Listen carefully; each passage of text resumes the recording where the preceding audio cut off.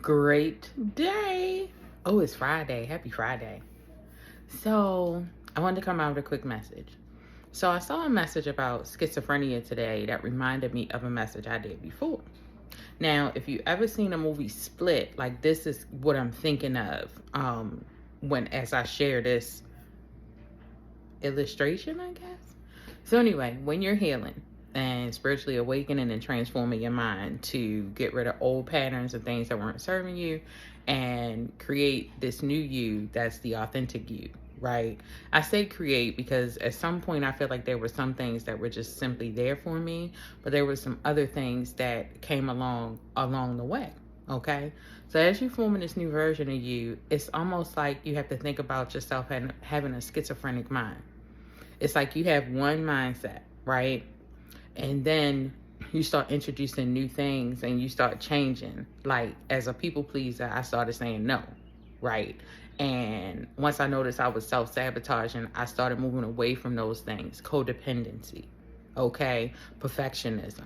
Like I'm changing these lifelong patterns in my mind. It's in my mind crazy. Like I remember one day I was just chilling, talking to my husband, and next thing you know, all hell broke loose in my mind.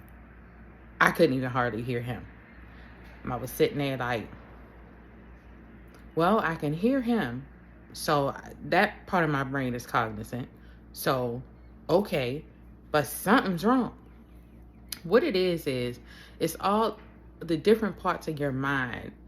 It's like, what's that over there? You know what I'm saying? It's trying to gravitate to the new way of life that you're creating because it clearly sees that this is better, right? But there are so many blocks in the way. The emotions, the insecurities, okay, like fear, rage, depression, anxiety, frustration. There's so many emotions that just haven't been dealt with over the years through the different, from the different experiences in our life. So I was just booting up my diffuser, and I noticed that I have two ways of doing that. Okay, so one way I'll get some water out the sink, pour the water in it, and then bring the cup back.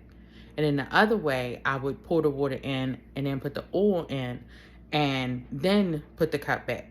Well, today I was going over to it with the intention of putting the water in and bringing the cup back. But as soon as I got there, it's like my mindset shifted and was like, make sure you put the cup down and put the oil in there, which would be fine.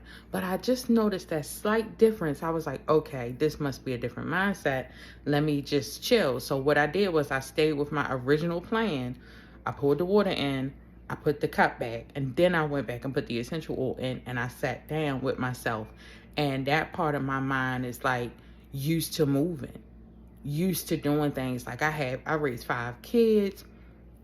I mean, you can imagine how busy my life was based on that.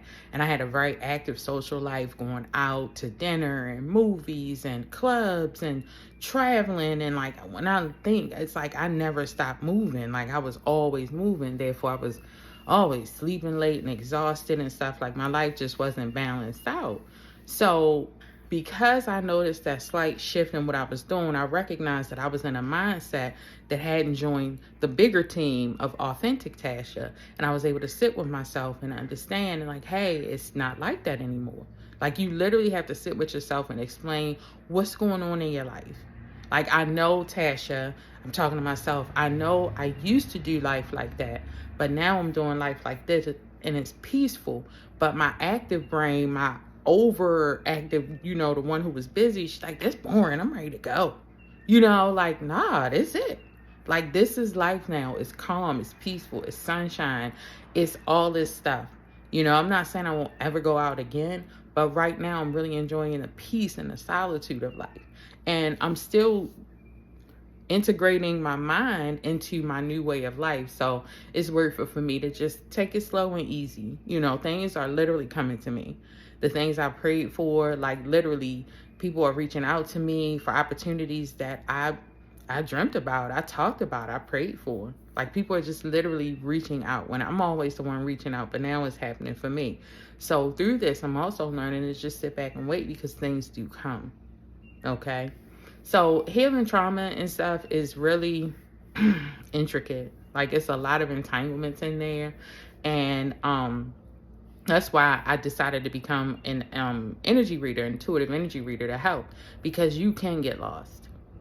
You really can get lost in your mind, and we have guidance and everything, and I definitely tap into my guidance, but now I am guidance for that, and I'm happy about that.